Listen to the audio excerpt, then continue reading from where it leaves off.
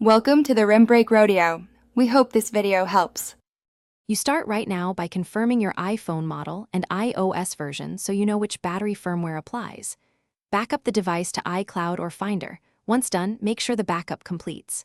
Charge to over 20% or plug in a light. This prevents shutdown during diagnostics.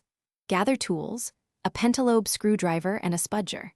These first steps avoid data loss and allow safe disassembly. Do not proceed until backup and charge are verified. Once done with prep, check settings battery health and read the unverified message. Note any serial mismatch. Power the iPhone fully off.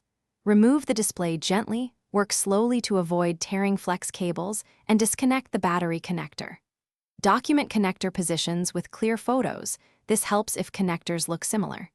Install a genuine or correctly matched replacement battery, seat it fully, reconnect the battery and display. Then torque screws to original positions before reassembly, so the device recognizes the new component.